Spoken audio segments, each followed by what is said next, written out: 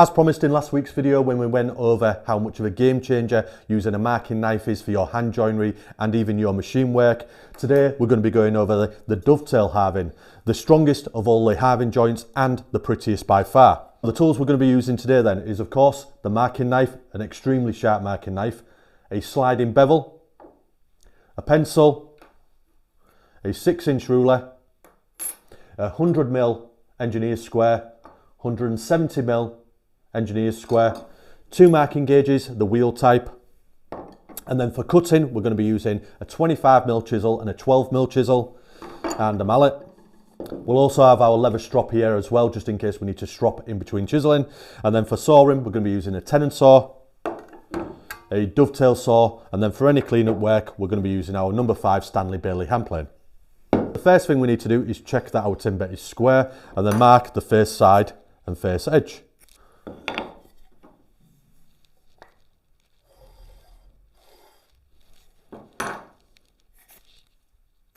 When placing my timber down, I always like to have my face facing upwards towards me and my edge facing inwards towards me. So when I place them down like this, the face is looking towards me and the edge is facing towards me. That way I don't get confused when I'm marking out. We're going to place an X on the area that we're going to be removing the material. So this piece here is going to have the dovetail on and it's going to be placed on top of this piece like so. So I'm going to have an X here because material is going to be removed from there. And on the underside of this one is going to be the Halflap, so I'm going to be removing material from there. So now I've got my 2 X's, I won't get confused on which side the material is going to get removed from. I'm just going to put a little D here just to remind you that that's where we're going to have the dovetail there, but I'm going to spin this over. I'm going to take the first piece, place it on top, and we want a tiny little overhang on the bottom piece there. Then we're going to place our square against the piece of timber like so, pin it in nice and tight, then you can remove the timber. Then we're going to get our marking knife and progressively we're going to mark that line nice and gentle at first and then just get deeper and deeper. And then we're going to mark the 2 short shoulders. We're going to take the knife, place it directly into the knife line, bring the square up to the knife and mark across with these shoulders. And again, progressively building up the pressure. Each time you do the shoulders, just make sure that you've got your square referenced off the face. So now you should have 3 shoulders marked out, the long one and the 2 short ones. For this second long one, the one where the dovetail is going to be, we're simply going to mark this with a pencil. And I will talk a little bit about why we do that later on. But like I said last week when we was talking about the marking knife, we're planning ahead so we don't have a line straight across our dovetail, which we're going to need to remove later with a plane. Instead, we'll do that with a pencil. Place that pencil straight into that knife line, bring the square up to it and mark that line. And because you've marked off your face side and your face edge all the way around, you should have a perfect connecting line. Now we're going to set our first marking gauge to the centre of the thickness of the piece of timber. To find the centre, I'm going to use a small square and I've come to the waist side of the board. I'm just going to mark a line and then I'm going to get my 6-inch ruler and then from corner to corner I'm going to mark across the timber. And then where them 2 lines cross in the centre, that's exactly the middle of the board. And now we can set our marking gauge to that centre line, making sure to reference the face of the marking gauge off your face side.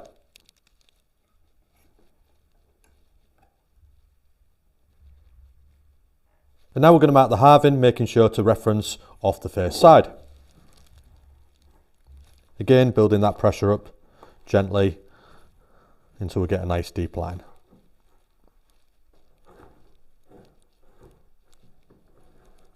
One of my favourite things about these marking gauges is it's really easy to sneak up onto a line by just rolling it over like that as you get close to it. And because it's a wheel, they're less likely to follow the grain like the traditional marking gauges. I'm going to place the piece of timber in the vise now and I'm going to use my second marking gauge, and this one is set to approximately a mil and a half. And then on the edges here, I'm just going to mark the starting point for my dovetail all the way across.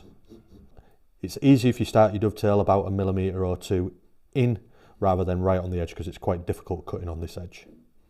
I'm then going to use the sliding bevel to mark the dovetail, and I'm not going to be precious about the angle of the dovetail. The ratio, I'm just going to go for approximately a 1 in 7 and I'll lock that in there. Now you'll notice we're going to be using a pencil to mark these rather than a knife, and that's just so that if we don't track this line perfectly with our handsaw, it's not life or death, because we're going to be tracing this onto the second piece later on. So as long as we get as close as possible, that's fine. And I'll mark this on both sides of the timber.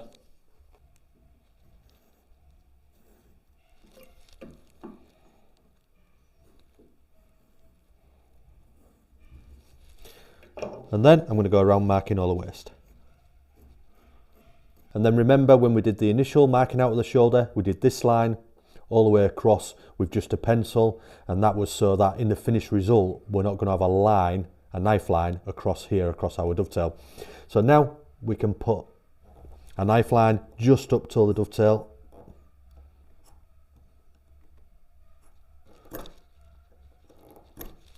There you go. We're now going to cut the first part of the half lap, making sure not to go right up to our line, giving ourselves 0.5 millimetre.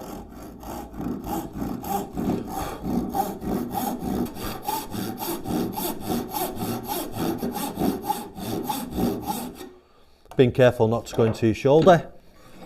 Flip it round and do the other side.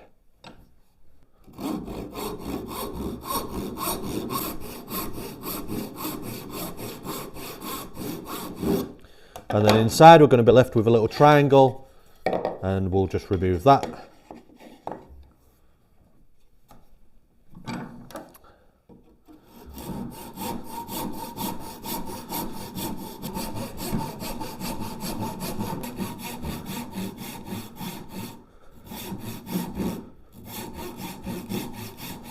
Being careful not to go into your shoulder. We're now going to cut the dovetail, and we need to make sure that the dovetail is plumb and square to the vise. So we'll place our large square on there and then just tighten that up there. So the timber is on an angle, but the dovetail itself is plumb.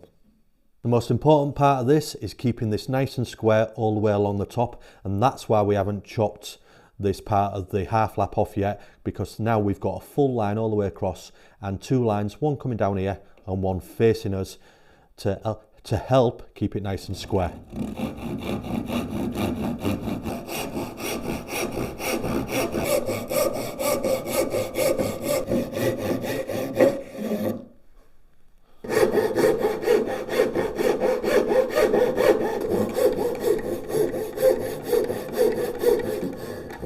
Quick recap of where we are then.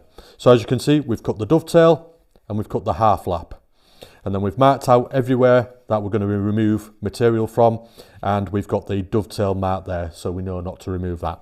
Now what we're going to do is, everywhere that we put a knife line, we're going to go across with our chisel and we're going to pop a little groove there. And what that's going to do for us, it's going to give us a place to put our dovetail saw and saw down. That's going to seriously reduce the amount of chisel work we're going to have to do later on. We'll just have to do a tiny little bit of cleanup work, but we'll be more or less straight off the saw for this fit. Now you're going to take your super sharp chisel, bevel down, quite a steep angle, and then we're just going to pop in there and just wedge a little groove out all the way along.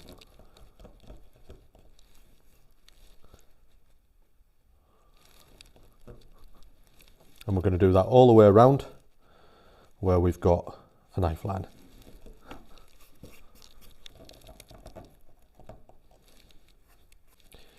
We're just going up to the dovetail.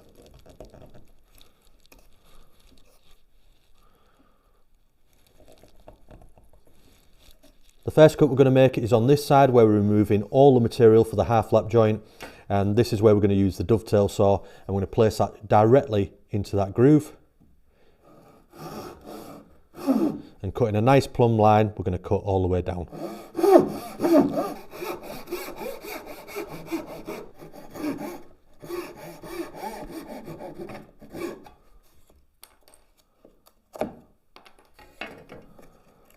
And then just pop them off, and then you should be left with a little piece of waste here that we'll remove later with a chisel. One of the main reasons I like to do it like this is because this section of the shoulder here, traditionally where my students find it difficult, they get a step here, So because we've marked all the way around with a knife and then done our chisel groove, this makes it a lot easier not to get that.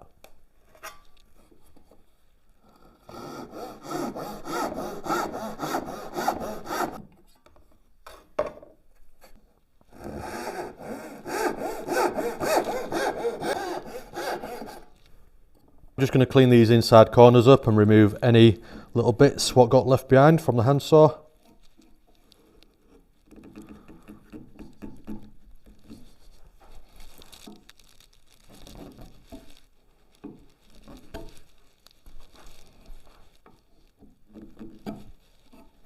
This little bit from the inside of the dovetail.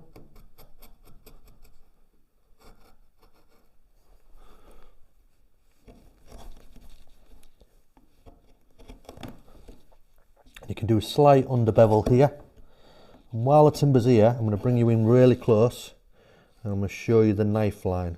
Brought you in really close to show you this.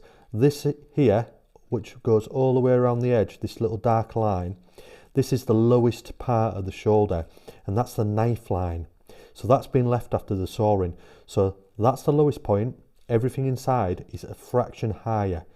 So when we come to do our test fit, this is where we'll need to remove a tiny bit of material and this will be our reference point. So I do a test fit of the shoulders by bringing that up to the mating piece and then I look down the shoulder like this, and at this point there should be a microscopic gap. It's lovely and straight, but there's a tiny dark line all the way along there, and what that means is just beyond the knife line, which we just talked about, needs removing. So we can do a slight undercut on the inside of our chisel and then we should get a perfect fit on the shoulders. I'm going to hold my chisel on my hand like it's a platform like this, and I'm going to press down on my thumb and I'm going to go straight into that knife line. It's approximately 1mm inside the knife line, and I'm just going to remove a tiny bit, doing an undercut, a slight undercut, making sure not to go beyond that knife line. And then as far as chisel work goes on this one, that should be it. Now I'll recheck that shoulder again, place it in nice and tight, and as you can see now, no black line whatsoever. We've closed that shoulder right up. At the beginning, I forgot to mention that we're going to be using a router plane as well today. You don't need to use a router plane to get the bottom of your half laps flat. You can do it with a chisel. It just makes it a lot easier if you've got a router plane. So today I'm going to be using that, but I've done it for years with just a chisel. The benefit of the router plane is it just makes everything nice and consistent.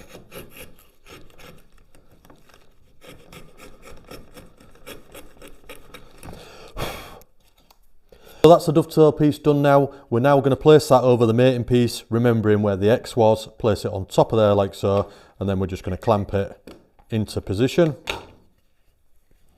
Make sure it's up against the shoulder nice and tight. Clamp it down.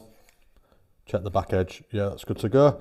Then I'm going to get my marking knife, and with the marking knife we're going to place it right into the corner, and we're going to place it on an angle. And the good thing about these Stanley marking knives, they've got a bevel on both sides and they're pointed, so you can get right in there, and then nice and gently and building up the pressure ever so slightly, we're going to mark the dovetail, tracing the outline of it. Nice and gentle and build up that pressure.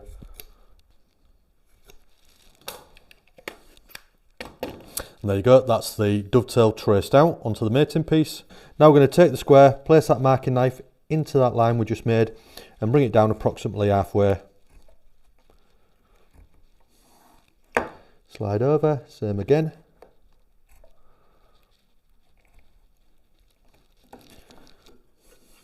Spin it over, making sure to mark off the face in there again. This is the biggest benefit of using a marking knife for me, is the accuracy you get when you're marking out. You can get your knife right into that previous line. Then our marking gauge, which is already set out from before, we're going to mark out across there for the depth. Same again, rolling it up to the line.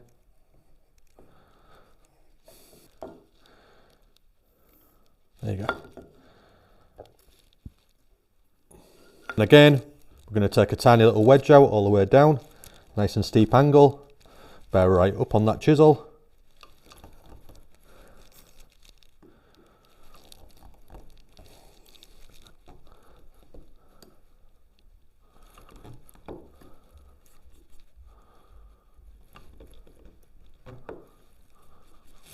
On the sides of the shoulders.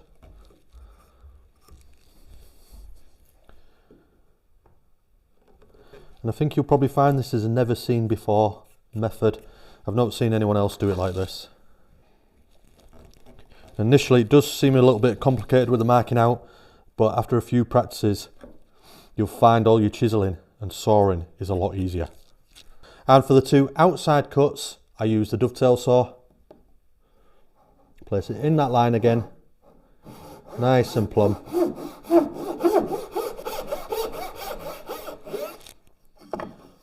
Making sure not to go too low into your cheek. And for me this was always the most difficult bit, chiseling back to this line, but look how straight that is with the dovetail saw.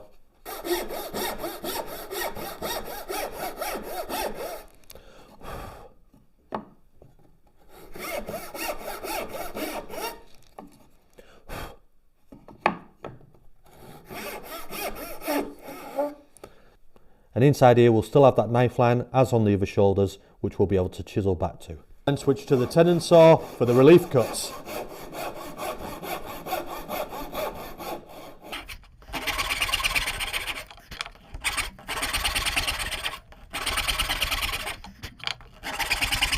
Now going to remove the bulk of this material before going back to the router plane again. So I just like to pop it in the vise.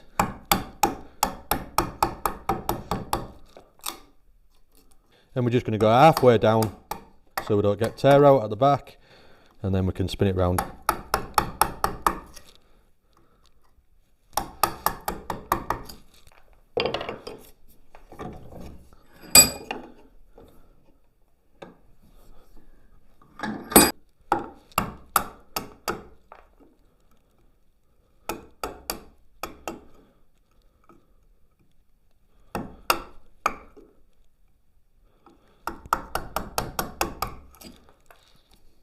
I then like to remove the waste with a chisel, and like I said before, you can fully flatten this with a chisel if you don't have a router plane. It just takes a little bit more patience.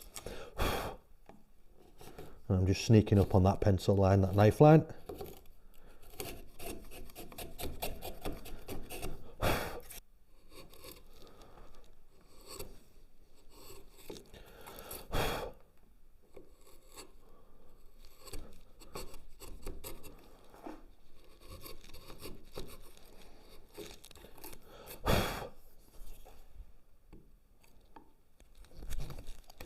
And now we'll swap over to the router plane.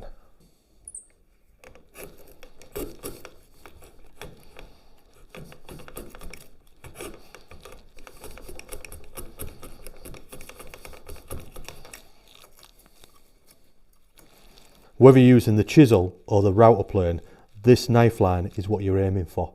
So you want to be cutting halfway through that knife line and stopping there, and then you should have a good fit, and then you can always adjust from there if you need to go a little bit deeper. But that's what I'm aiming to get my chisel or my router plane into.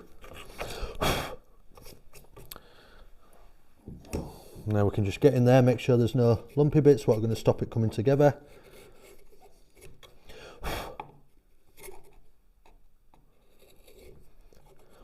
And then as before, we're going to go into that knife line and just do a little undercut down to the bottom.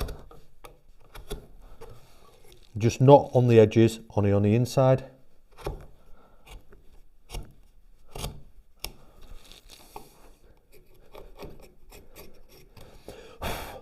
And again, you should be able to see that knife line just on the top there. So I can go just inside and just sneak a little bit away. And I start the chisel on that knife line. Be careful on the edges.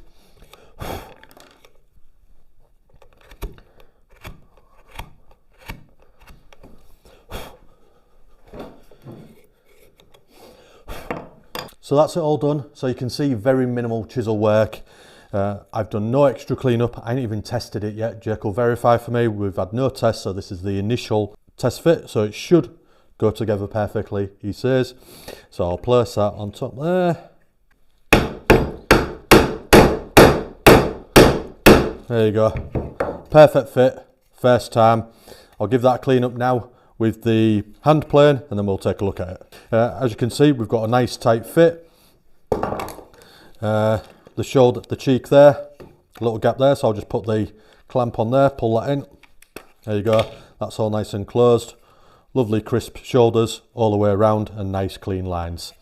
And there you go, guys. If you enjoyed the video, don't forget to like and subscribe. Got any questions? Because I know that is quite a complicated initial marking out sequence. Any questions, just ask away and I'll do my best to answer them for you. I just wanted to take this opportunity to say thank you to all my Patreon supporters and channel members and everybody who's been helping me out recently on the GoFundMe, which is for new audio equipment and video equipment. So if you would like to help out on that, if you don't want to sign up to a monthly thing, we've got a GoFundMe page going and I'll pop a link to that as well in the video description. Thanks everyone and I'll see you on the next one. Bye.